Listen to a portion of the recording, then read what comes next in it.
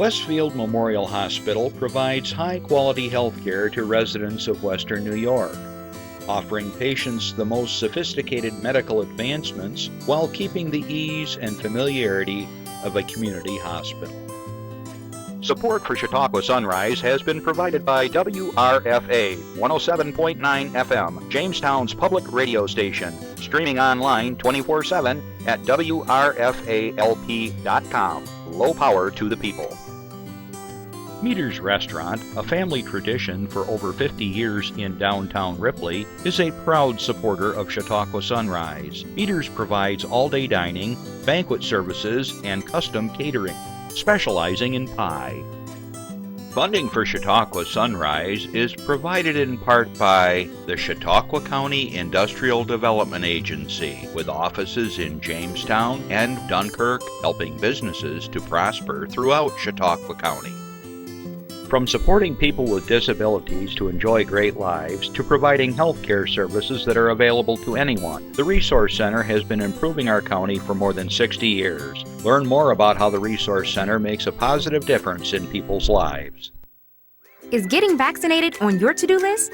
We can help you check it off because we make getting vaccinated easy. You've got this because we've got you. To learn more, visit yougotthis.usaging.org.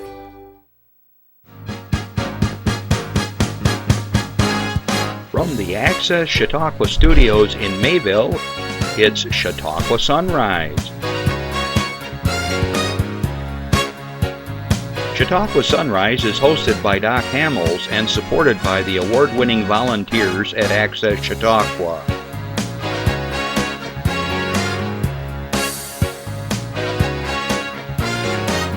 We are here to share local news, colorful interviews, and events of interest to everyone.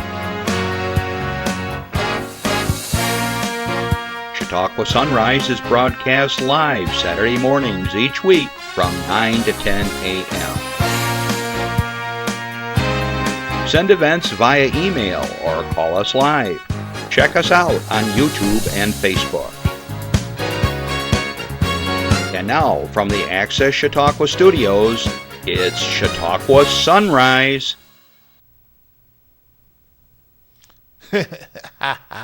I'm back. Hey, I'm Randy Burt. I'm sitting in again this week for Doc Hamels. And I have another fantastic show today. And I'm really falling in love with what I'm going to be talking about. So maybe one of these weeks I'll be calling in from there. Sound good? So, nothing's changed pretty much in the past week except my car. I've had 3 months now. It's either the check engine light or the tire light came on today. I can't win with cars if everybody knows me. But, so I'm not going to blab again like I usually do. I'm going to get right into the show. Doc might call in. He's still somewhere making french fries in Greece. He's something to do with Greece. So you can call in here or email us. Our numbers are up. An email 716-753-5225. And you can mail us at chautauquasunrise@gmail.com. You can also listen to us on Tuesday at 1 o'clock in Jamestown on WRFA. Low power to the people. We're on at 1 o'clock. We just have the audio version, but if you're driving around Jamestown and haven't had enough of my voice, you can turn it on and enjoy. So I'm going to get right into the show with some announcements. Jeff, slide number 15. The Dunkirk Walleye Festival, presented by Dunkirk Festivals and Primitive Patriot Outdoors, began Friday, May 31st, 2024 at the Dunkirk Pier. And the first day was perfect weather. So today they're going to be at 1 o'clock, that's June 1st. The main event, shotgun, starts at 7 a.m., so they're already out fishing. Well, I was just getting ready. 10 10 a.m. to 8 p.m. Vendors are open to the public. 1 to 2 p.m. The Committed Band. You know, that's a local one I haven't heard of, so get out there and let me know how they were. At 5 p.m. today, they have the weigh-in show, where they're going to weigh the fish and see who the winner is. 7 p.m. to 10 p.m., live music on stage by West of the Mark, the Prime Project Country Band. I guess I've never heard of them. So send me a message through Channel 5 Access Chautauqua. Let me know how they were. And Sunday, June 2nd, is Free Kids Fishing Day. 7:30 a.m. Kids Fishing Tournament registration. 8 a.m. Kids Fishing Clinic with Craig Sleeman begins. 9 to noon. Kids Fishing Tournament begins at noon. They have award ceremonies. A special thanks to the following event sponsors: DFT Communications, Century 21, Turner Brokers, Dan Derhune, Putnam Record Agency, Edwards Jones, Dimitri's on the Lake, Okuma Fish USA, Primo Bait and Tackle, Soldier Solution LLC, Tinks, Dead Down, Wind and Vexus. Woo! There's some names I've never heard of, so I want to know about them too. So Jeff, we're going to go to slide number 16. I've heard of this place. The Chautauqua County Historical Society will hold its annual Spring Gala on Saturday, June 8th. That's next Saturday at the McClurg Museum. The gala features hors d'oeuvres and refreshments from 6 to 8 p.m. Tickets to the event are $50 and are available by calling CCHS at 716-326-27. Make that 2977. I'll repeat that. Try 716-326-2977 or email at info@cchs.mcclurg.org. Guests are invited to view the new exhibits and improvements to the museum during the gala. A self-guided audio tour is also available. The McClurg homestead, completed in 1820 by James McClurg, has housed the County Historical Society since 1951. The structure was placed on the National Register of Historic Places in 1984. The gala concedes with a reenactment just steps away from the museum of the daily life and experiences of the 9th New York State Cavalry, which mustered out of Chautauqua County during the Civil War. The encampment, held June 7th through 9th, is free and open to the public. Gala attendees are invited to visit the encampment to learn more about the Cavalry's efforts. For more information on programs, visit cchsmcclurg.org. I got it, and this place is awesome. They fixed it up really nice. I've been seeing some insides, so hopefully you can stop out. Jeff, slide number 17. Reg Lene bids farewell to the seats with double feature film showing Meatballs and Wet Hot American Summer.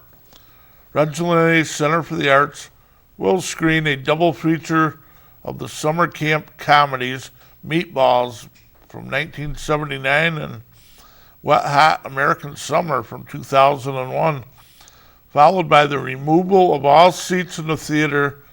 The discounted ticket movies will show Friday, June 7th, beginning at 6 p.m. New seats will be installed this summer with plans to reopen to the public ahead of the Lucille Ball Comedy Center. In the absence of seats, patrons of the double features are asked to bring their own camping or pool chairs. That's cool. And the beach blankets, you gotta have your beach blanket to sit on during the movies. In addition to the usual concessions, the Reds will sell hot dogs provided by Farm Fresh Foods. Patrons can also expect a camp song sing-along just before meatballs at 6 p.m. and a 10-minute intermission between wet hot American summer shows at 8 p.m. All in attendance are encouraged to dress in summer camp attire and come in costume as characters from the films. I'm going to be a big meatball. I'm going to roll right down the aisle. So Meatballs is a comedy about hijinks of low-end summer camp. Counselor Bill Murray, in his first starring role, trains the new employees, mentors, and a lonely outcast and helps the kids during their annual competition against the wealthy attendees of a rival camp. Meatballs is rated PG and is 99 minutes long. Wet Hot Summer at 8 p.m. is a cult comedy from the creators of MTV's sketch comedy show, the State Comedy Central's Reno 9/11. It's the last day of Camp Firewood season, but there's still time for the big talent show, a little romance, and for everyone to be wiped out by the piece of NASA's Skylab that's hurtling towards Earth. Whoa. David Wayne directs. Paul Rudd, Elizabeth Banks, Amy Poehler, Molly Shannon, and Dave Hyde Pierce. Wet Hot American Summer is rated R and 97 minutes long. Admission for the double feature is only $6. It includes both films. Tickets may be purchased in person at the box office, or you can call 716-484-7070 by phone. Monday through Wednesday, 12 p.m. till 5 p.m., and Friday from noon until showtime. Purchases also may be made online at reglenay.com. The Reds Lenay Center for the Arts is located at 116 East 3rd Street, Jamestown. Jeff, we got slide number 18.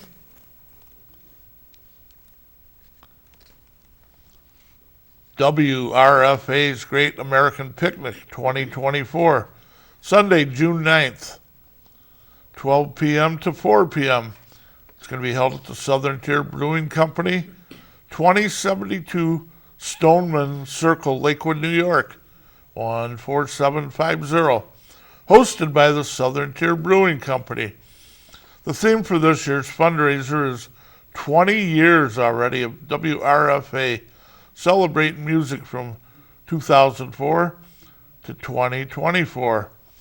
It's going to be featuring Bill Ward, Sixpence, Circuit Aurora, The Assembly, and Tempest. The WRFA Advisory Board will be selling hot dogs to benefit the station. Legal beverages are provided by our host, The Empty Pint. Tickets for the fundraiser are $20 and will include 2 complimentary STBC beers. Attendees under 21 get in for free. Hot dogs will also be sold. There will be a 50-50 raffle. Attendees under 21 get in for free. Click Buy Tickets button to buy online or call 716-484-7070 or visit the box office Monday through Friday, 12 p.m. till 5, Wednesday, 12 p.m. till 8 p.m. So now I have a fantastic show, but before we do that, we have a PSA. So Jeff, can you roll the film? Really?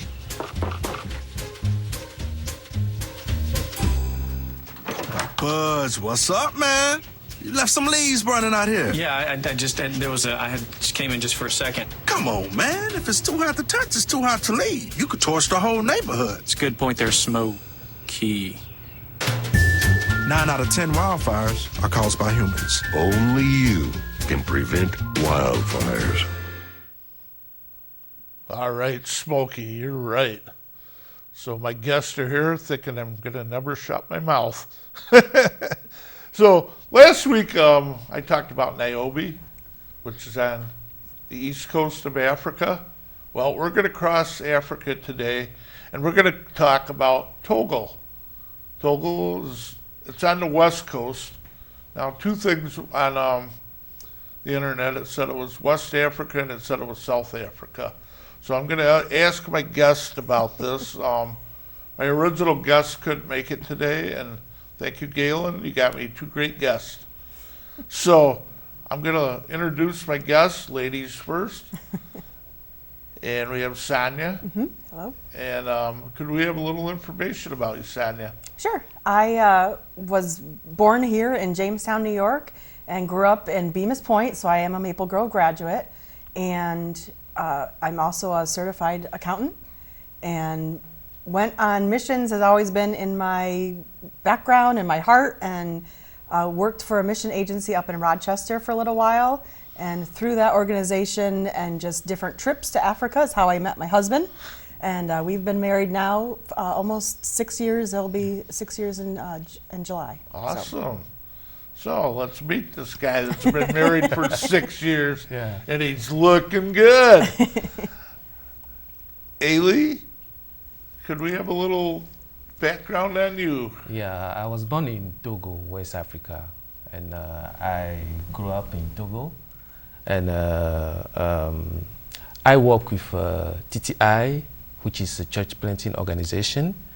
I was West Africa countries supervisor for this organization. So I have opportunity to travel to many countries in Africa and went to many villages. And I remarked that in villages, the big need is church. Many people don't want to go to the village, plant a church, because there is no money in the village. So we choose to go to the villages and plant a church. So now we have 14 churches in Togo. Wow. And more than 10 in Benin, our neighbor country. A lot of churches. So yeah, and our strategy is very simple.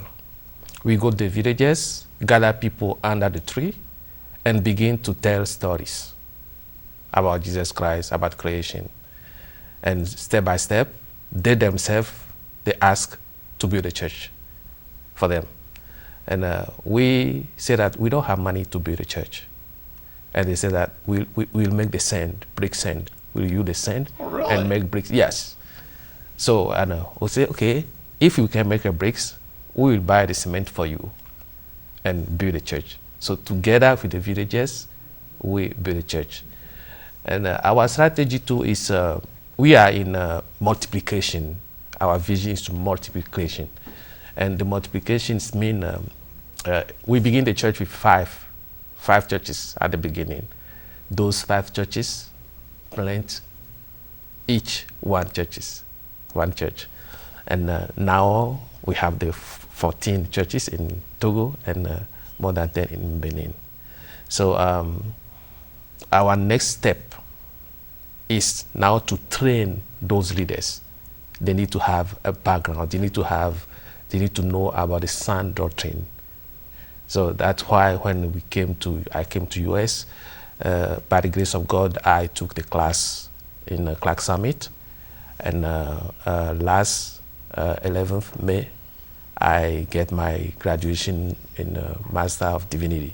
Congratulations. Thank you. So that will help me to have a theological school and train them, make the disciples, and they themselves, they will make another disciples.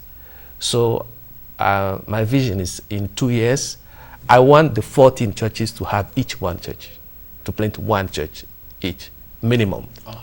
Same in Togo and same in Benin. That's our goal for the next 2 years. That's why if I go back, it's the 17th, this next, month. We're in June now, yep. Yeah.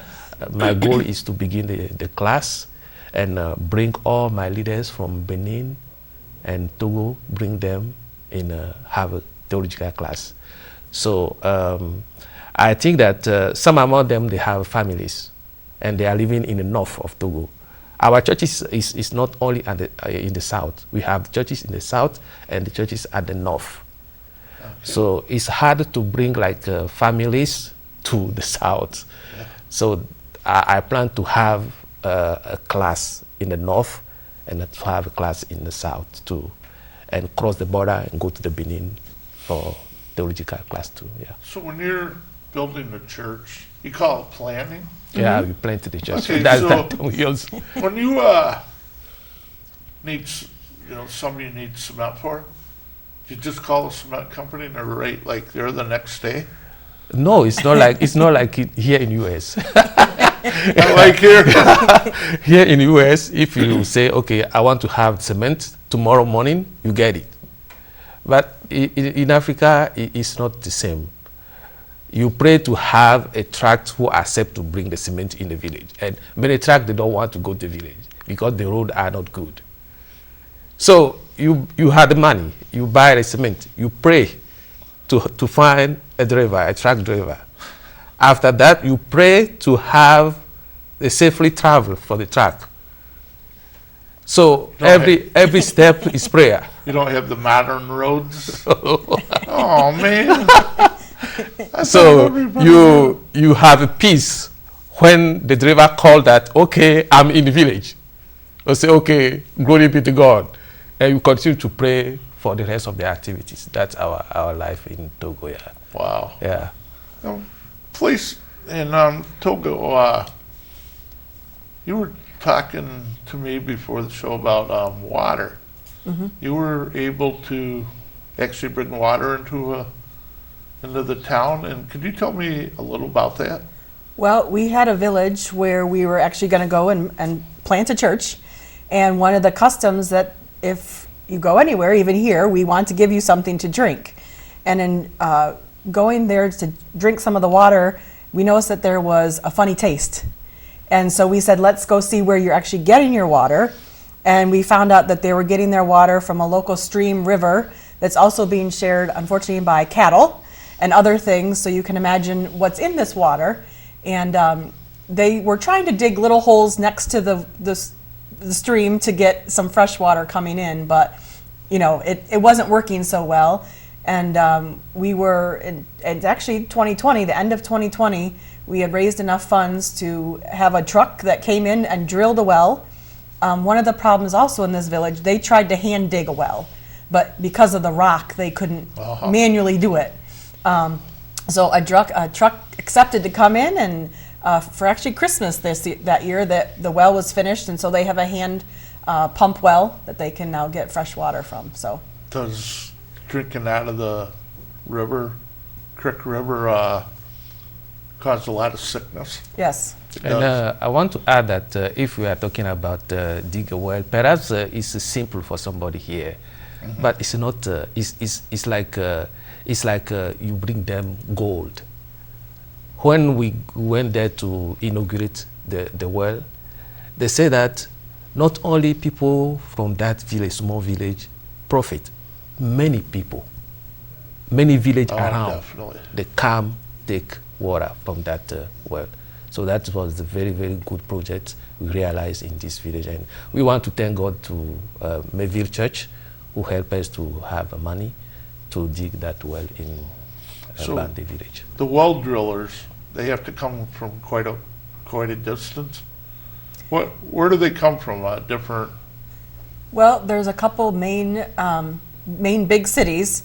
So this well probably came from about an hour and a half away. That they came. Again, the road is not that great. Yeah. Especially, you take one road which isn't. It's a sort of a back road, and then you turn onto the other road, which is even a worse, mud road. And depending on the time of year, if there's a lot of rain, then the roads can get washed away. So they probably came about an hour, hour 45 minutes away. Mm. So when you guys are over there, or when you go over there, where do you fly into? So Togo has one main airport down in Lome. Lome is the capital city, which is right on the port, right on the ocean. And so there's one, we fly in there, and then we start our journey. We are going to be living in the suburb of the capital, so we're only about 30 minutes from the airport. So when you want to come, we'll be close to pick you up. So you have the ocean on one side, so... Yeah, Togo is actually, it has quite a deep shipping port. So a lot of ships will come in there to the port, and then trucks going to Burkina Faso is at the north of Togo. So a lot of trucks will come down, load up with the goods to transport. So we say there's one good road in Togo, which is the main road, north to south. When you get off that road, you know, things you pray more. Well, you pray on the main road too, because a lot of trucks. So when they're loading up in Togo, what are they, stuff that's made in Togo, or? All imports. Everything's Imports. imported, Yep. and then that's their shipping into there, and Right. So it's interesting because you can look out and see a lot of the ships in the water. So Yeah. that is, it's interesting, you know, just the difference. Got the ocean on one side and then the back roads, but right. Okay, so we're in the churches now. How big is the church, and how much work goes into building just one? Say without cement, how do you form your foundations and stuff? Well, the first church plant, the first idea that you do is many villagers, you know, they don't have TV, radio, things like that. So in the evening, a lot of their entertainment, if you will, is sitting around talking to each other. And so we can go in and talk with them, share with them, and eventually you start a church under the tree. And once you start the church under the tree, we don't come in and necessarily build a building, here's your church, go. You teach them about, you know, the gospel of Jesus Christ and about different things, and then they themselves will actually decide, okay, it's time to build a church. And once they decide that, the one thing that they have that is free is manual labor. So they cost them nothing except time. So they will decide, okay, we can make bricks. The sand there is like clay, so they can make the bricks themselves and dry them. They'll make all the bricks, and then they start building the wall. One of the things, to make things a little more stable, we buy packets of cement that they can then use for the mortar. Okay. But all the bricks are made from the earth, from the sand, and eventually they'll put the mortar, the walls, and then eventually we have a finished church. So depending on the size of the village will depend on how big or small the church can be. Yeah, but some of our churches are in the town. And in the town, you can't build a church with sand bricks because it's a town. Yep. So in the town, we use cement to make all the bricks to build a church. And the size of the church in the town is bigger than in the village. Yeah. I think we brought a picture of one church. It's actually in Benin. It's called Sunamo Church.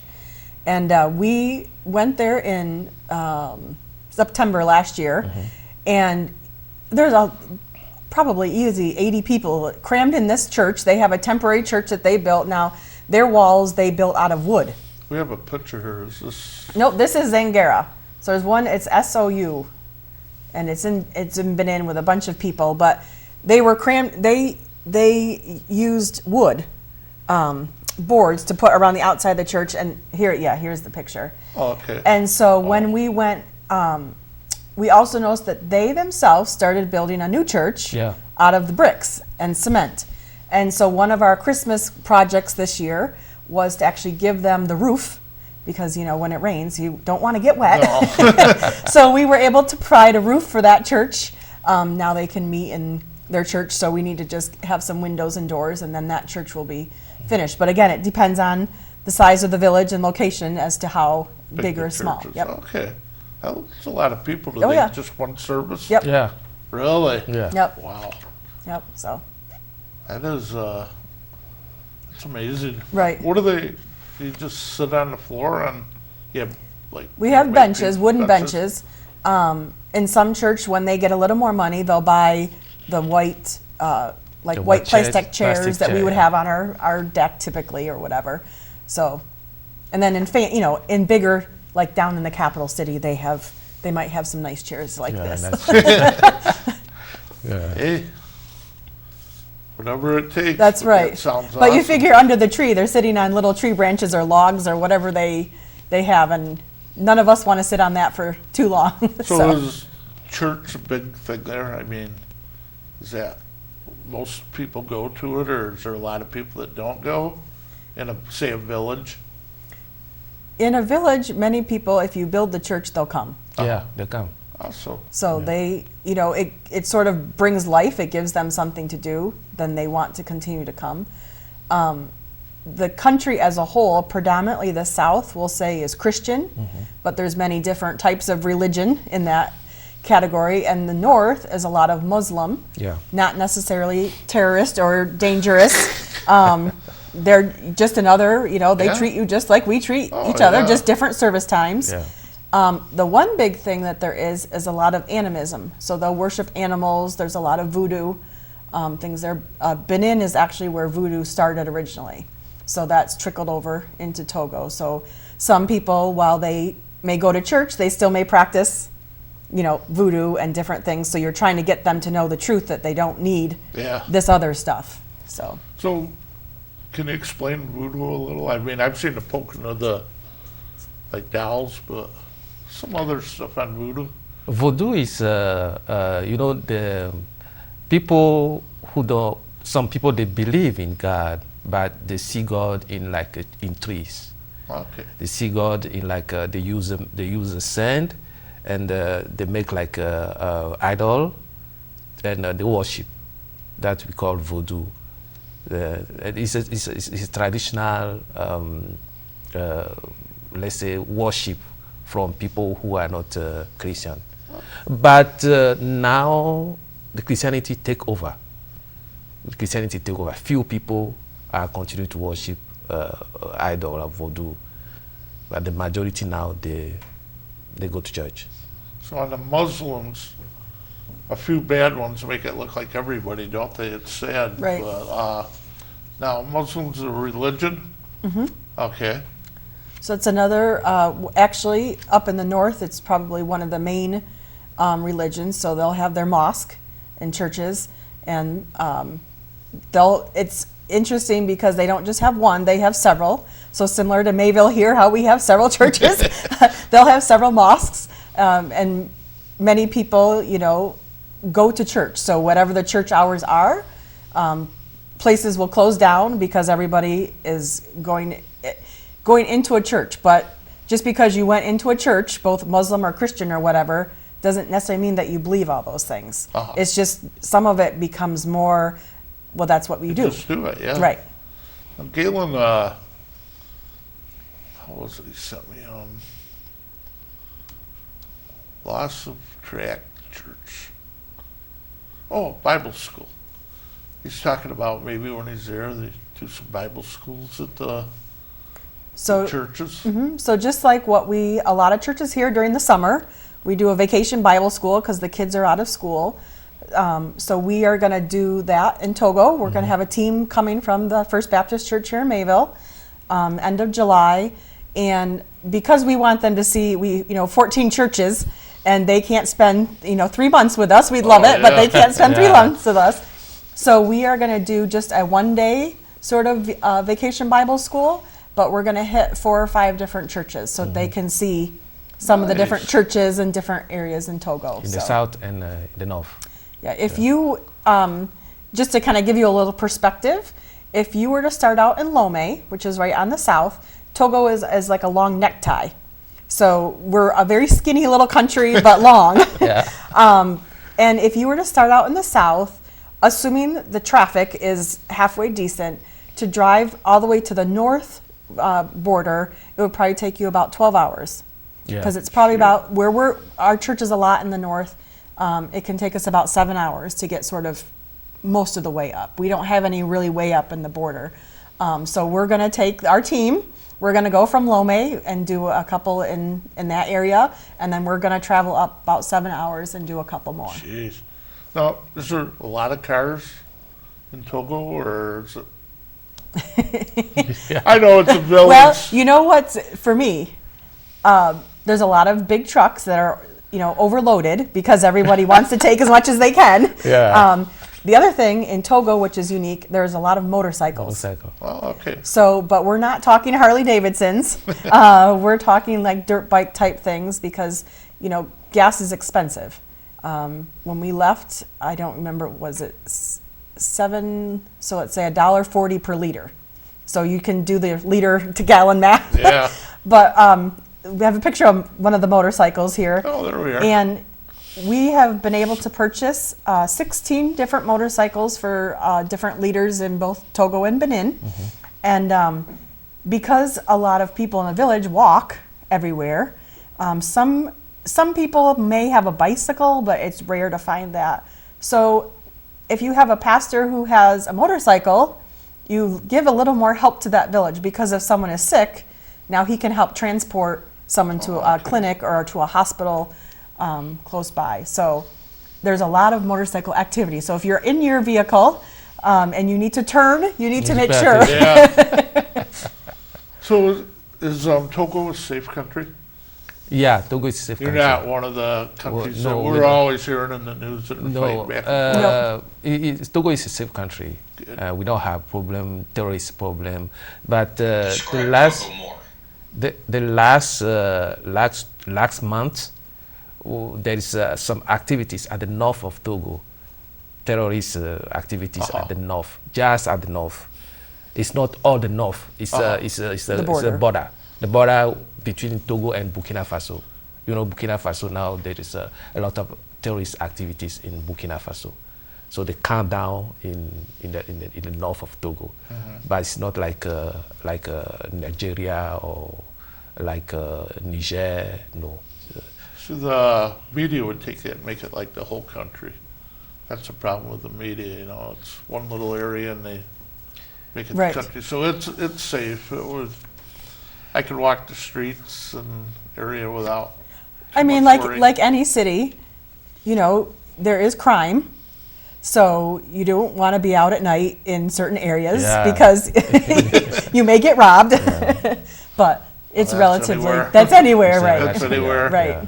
As a kid, I was always told when we go to Buffalo, man, lock your doors, keep your windows up. Now it's like, I live in Jamestown. It's like, Lock your doors. that's nothing, man. They're going to shoot you no matter what. Well, I'm glad it's a nice country. Last week in Kenya, I was told that the elderly are treated really extra special. Is the same over in Togo? I mean, they're treated like, They still have respect. So we joke a lot of times in Togo, if you see a man who has, they will call him Papa. Yeah. And so if you see someone with gray hair, they have respect for them and they listen. So Papa can tell you, I don't want to hear your argument in a taxi or in a bus because kids can get arguing or whatever, or they'll let an older person go to the head of the line. If there's a long line, they'll say, "Come, you go first," type of thing. They don't do that around here. No. That's our education. That's the way we are educated. If I'm in a car and two persons make noise, I can say, "I don't want to hear noise," and they be quiet. Wow. They be quiet because I'm the older and they need to respect me. And that's the same thing in the church too. In the church, many people respect the pastor because the pastor is like me. Many people in my church call me Papa. They don't call you pastor; they call you Papa. And that is good because we have that kind of family spirit. Family mindset. Respect. Yeah, and Yes. we grew together like that. Yeah. It's nothing worse than getting on a bus, being elderly, and riding like 10 miles on it, standing, and trying to. I learned that. Right. So I learned that pretty good. But a little when I was in Hawaii and California on a bus, they see a bounce. I think it was because they kept bouncing into them. They'd stand up and sit down, and then I'd feel guilty. I'm not old. It's but I am. I can't.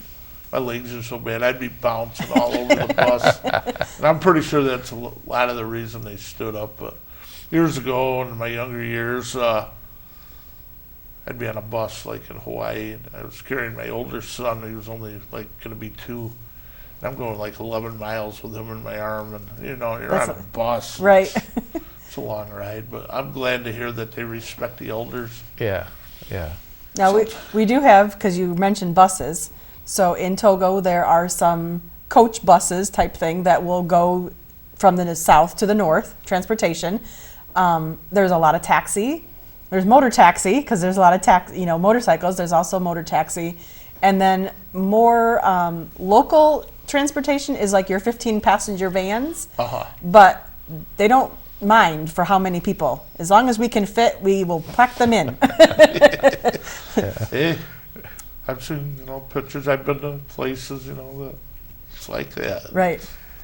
So, and apart from training planting a church and training the leaders to plant new churches, we help some orphanage in Togo, and we are working with young people to bring them in apprenticeship. We pay apprenticeship for them, and we take care of them to have a job. We are doing these activities too, and when we go back, I want to bring some young people from the north to my house in the south to help them to have apprenticeship. Yeah. So we preach the gospel, but at the same time we make the social. You can't go to the village only with the gospel because they are poor people. So sometimes you go to the village and you have people who are sick. They have no money. You need to do something. So that too is our activities.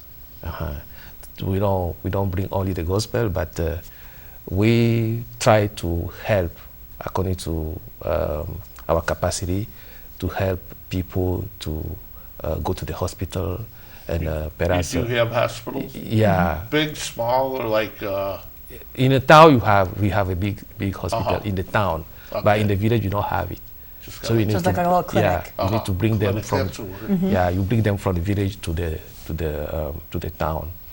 So we help many kind of domains. When you go to the village, there's a lot of things to do in the village, and sometimes we help them to have a farm too.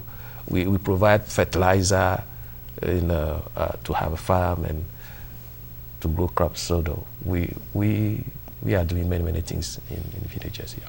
Everything there is predominantly manual labor. So you don't have any big tractors that are going to come and sow your field. So everything is manual labors, from planting the seeds to pulling weeds but. See, there's still people in the world that do that. Not around here. Right. Oh, there's got to be some around here that do some of it, but like in America, everything's done for us, and we need a tractor, we got a tractor. Right. We need seed, we just go to the store. Now, when you go in Togo for seed, do you have like a market or a store? So there's open air markets. So they'll sell the seeds during the year that you can buy. The open air markets also sell the produce. So some people, that's what they do, is they go and they make their farm, and maize is a big crop that people make. Yams, tomatoes, hot peppers. If you love hot pepper, come to Togo. So people will grow all those things, and then they'll take it to the open air market. Yeah. And everybody, a lot of different close villages or towns will have different market days. So you might be able to go to this village one day for their market day, and then take your goods to this other village because they have a different day that's their traditional market day. So you're talking produce. How about meats? Do you have meats there like India? I think meats are sort of a. People eat a lot of chicken that they grow. They farm chicken. We farm chicken. In the south, because we're coastal, there's fish. So a lot of people eat fish. Of course, fish is more expensive up north because it had to be brought up north. Goat is big, and beef. Okay, So- yeah, beef. Yep. And pork. And pork, And yeah. people raise cows, or people will also raise sheep. They'll eat lamb type of thing, but that's probably more rare. Goat, beef is Uh-huh. popular. And eggs. Eggs. I ate a lot of Have eggs and with yams. chickens. I can hear chickens. I can hear not chickens, but roosters. They make the chickens. Right. So yeah, I'm gonna stop for a minute. You brought some stuff in here. You have some animals, and you have this really pretty table cover. So in Togo, we really love cloth. Yeah. And color. So there's a lot of different patterns and tapestries that you can buy, and of course, then you would take this cloth in the market, and I would buy the cloth, and then as you notice how we're dressed, you would take your cloth and go to a tailor. Yeah. And she will then make the clothes for you. Oh, wow. And traditionally, I would go and I would buy one piece of cloth, and my whole family would then have clothes out of that one piece of cloth. So now you know who goes together. So if you're in a church setting or in a social setting, you know whose kids are whose because they're all dressed the same. But some of the traditional animals, of course, we have the nice big bull here. So cattle there's free range cattle. So you have the shepherds, or whatever you want, cattlemen, walking their herds through villages. Hopefully they don't stomp your crops. And then there were elephants. It's rare now that you can find them because a lot of them have Here been. anymore. They've taken them out of the. Yeah, a lot of them have gone to circuses. neighboring countries where there's a little more protection. And then some hippopotamuses, but all these were carved by someone in Togo. So they did a good job. Man, I I don't know guess. the wood, so don't ask me the wood. I bought, I think, an elephant in India. I left it at security in Japan. Oh dear. I never got to bring it home, but I think it was India, Thailand, one of them. But you going through rush, and I lost it. Oh, yeah. It's like, oh, One can't of- really get back and buy it. Right. One of the things that people ask us, is it hot? So if you notice, we are Togo starts 6 degrees above the equator and then proceeds further north. So we are above the equator, north of the equator. It's about 85 to 100, depending on. Yeah. There's a rainy season and a dry season. Dry season, yeah. So if you don't plant your crops at the right point, you're not going to get crops. Right now, there's a sort of a mild rainy season, and then in September it'll be sort of the big rainy season. Every day it won't. Here in Western New York, we have rain all day long. It just drizzles. There, it will downpour for 30 minutes to an hour, and then you're done. But because of how the ground is, it doesn't soak in quick. So because we're making mud bricks, mud can easily form, and flooding can be an issue in some. How about big storms like tornadoes and hurricanes? And No, we don't you're have. pretty safe from that? Yeah, we don't have. No snow. No snow. I don't know. Oh man, what would you do without snow? Yeah. I've talked to people before. Well, they've never been anywhere where there's snow at, and it's Right. like, oh. That was probably for this. So we went this year for the first time. I was in Christmas in Togo. Of course, Elie growing up there. So for me, it was very strange to not have snow on Christmas Yeah. Oh, and to be sweating instead in 85, 90 degree that's weather. what I was wondering. Is it really humid? Again, it depends on Yeah. if we're just coming off rainy season, because that makes things more humid, and then it's a little drier January, February. So you brought some pictures. We saw a couple of them. Jeff, could you project the other pictures for us?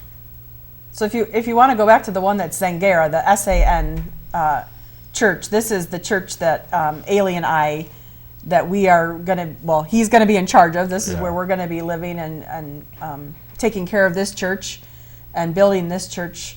I think Jeff's looking for it there. There. Yeah, so this is the project that we started.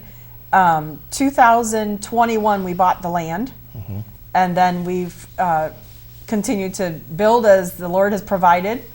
And eventually, the second floor will be the school that Elie, the theological seminary Yeah. that Elie has been talking about, because people need to be trained. So Yeah.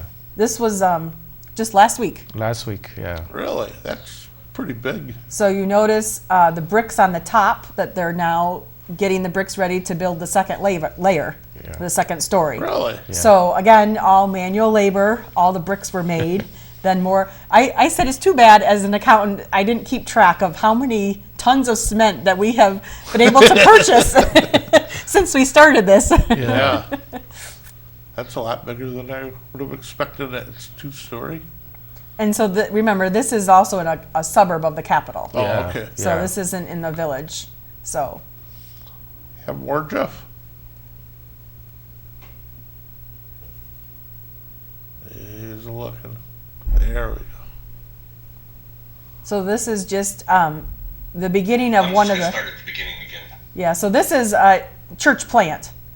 So this is gathering the people underneath the trees At the beginning, at yeah. the very beginning, and bringing the gospel, bringing stories. One of the techniques, if you want to call it a technique, is everybody loves a good story. And many of the stories of the Bible, of the Old Testament, many people, Noah and the flood and the ark, Abraham, many people may have heard of these stories. So you start out with some of the stories, lead them up to Jesus Christ, and eventually they'll start their church. So this is a temporary shelter just to keep some of the sun off them. And but when it rains, you still can get you still can get wet. Yeah. Imagine a downpour in that. But notice what they're sitting on. Yeah. They're sitting on some makeshift log benches. Yeah, and the one thing I remark is even they are in a temporary structure like this one, they are happy to worship. Yes. They worship joys, and that's the only thing I like. That's the encouragement we That's have. great because Yeah, in United States, maybe the world, their churches are getting small. Yeah. They're merging. They're getting hardly anybody to them, and it's sad. But it's good to know that there's still places that actually want to go. Right. Yeah.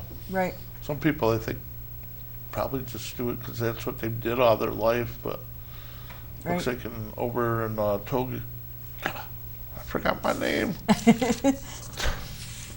Togo, yeah. they want to go. And Right. So Phone call. we got a phone call. Okay. Hello, caller. Good morning. How are you? This Oh. is Linda Spalding. Hi, Linda. We're doing great here. And good morning to your guests, Good morning. Good Elie morning. and Sonja, I'm doing well. from the First Baptist Church. Right. You're doing wonderful work. Thank you. Thank you. Yes, and you live in DeWittville. Correct. Yes. Oh, well, how wonderful. My mother-in-law used to go to your First Baptist Church, and I used to go with her. Okay. Good. Well, that's great that you're doing such wonderful work. And how long have you been doing this? We started actually, so the name of our mission of Evangelism for Disciples of Christ, or MEDIC is how we say it. We started that officially in 2019. But Elie and I, when we sort of got engaged, he left his job with the original mission, and we sort of started doing that together. So 2017, we started the first church plants and then officially organized. So we are an official mission agency in DeWittville, New York, established in DeWittville, New York, going to Togo. So we started that in 2019. So. Yeah. Well, that's wonderful. Oh. That's wonderful. And you get support from your church and then other places too. Correct. We have, it's all funded by donation. So we have several churches that support us and several individuals as well. So I think we have the website there. So if anyone wants to go to the website, they can I see learn the more. website. Yep. Uh-huh. Oh, there it is. Well, I'm looking here. That's wonderful that you're doing that Thank you. Thank you. and bringing hope and purpose to people in other places in the world. Well, good luck to you. Thank you. And Thank much you. success. And thank you for doing this. Thank you. And I wish everybody a wonderful weekend and a happy June 1st. Thank you so much. June 1st. Take Bye-bye. care, Linda. It's You already too. June. Thank- It seems like it was Bye-bye. 60 days till spring. Now Right. it's June. You got some contact information here. We just gave the website. I don't know about the phone number. Who would they call? So I that have- phone number is still the 6671. That number will still work. That's my telephone number. And if technology works like it should work, that phone number should still call me in Togo. So that number is also listed on the website, so people can. So you have cell phone range over Yep. there, or do you have landlines? There is cell phones. Most people have a cell phone, but my phone will work through Wi-Fi calling. And then Elie has a separate Togo telephone phone, number, yeah. and of course, WhatsApp or Facebook Messenger or those type of things they still work there as long as the internet is working. Yeah. In some villages, of course, Elie's phone will work because he's on the cell phone network for Togo. But once I leave Wi-Fi in Lome, Jeff, do we have more pictures? Just a couple more. We'll show them, but some of the other things you do is child nutrition programs. I know you talked water, but how do the nutrition programs work? so we had a program. One of the big things is Christmas. I think we've really looked at them all. Okay, thanks. One of the big things in Christmas is to prepare a Christmas feast. So kids at Christmas, they do not get presents like we do here. But a big special treat is a bottle of soda. Or pop. So we like to provide a Christmas feast, and they'll get a nice meal, and then they all get their bottle of soda, Coke or Yuki or whatever we happen to find in whichever village. And so that's a really special treat for them. So last year we had over 500 kids Wow. in 27 different villages between Togo and Benin Yeah. that we were able to give the Christmas feast to. Some people around here are like, I got them presents. You can have all these expensive presents. Tomorrow I won't remember them. But, Right. oh, that's awesome. I mean, some great stuff. You got a blind school ministry? Yeah, we are working with blind school in the north of Togo, Kara, and we provide food for them, and time to time we give them money, and in Africa, if the kids are blind, the parents they don't take care. They bring to the school and they don't want to just call and ask about. So it's a big problem for the school, for the center. And we went there and we decided to help. Last time, I remember when I sent money, the last 4 months, I sent money to the director and he said, because of you, we don't close this center. And I said, okay, continue to pray. And we will continue to help them if we have money to help them. We buy a lot of food for them because the important is for them is to find food to eat. So last time we buy many bags of maize, beans, oil, macaroni, rice, and we give them money too. Awesome. So we take care of them. We only have about 36 seconds. So anything you'd like to say at the end to everybody? How they could maybe come and join you? Yeah, so if the website is there, so if you have any further information or questions, or you can find out information about us, we're always open to visitors. We'll be heading out June 17th, so and then we'll be there long term. So Awesome, and you're going to have Galen over there. yep. Yeah. Seen Galen with his bicycle helmet. You'll know right where Galen Oh, is. we'll be able to you guys find will him be easily. this colorful, and Galen will look like the big bird. Yeah. Hi, Galen. Well, thanks for joining us. Thank you for having us. coming out. Thank That you was so great. much. And I'm Randy. Want to thank Justin on camera, Jeff on controls, Chris out there. Doc will be back in 2 more weeks. So have a great week. Enjoy summer. I think it's finally here. I think it's so. been here, but the weather. So we'll catch you later, everybody.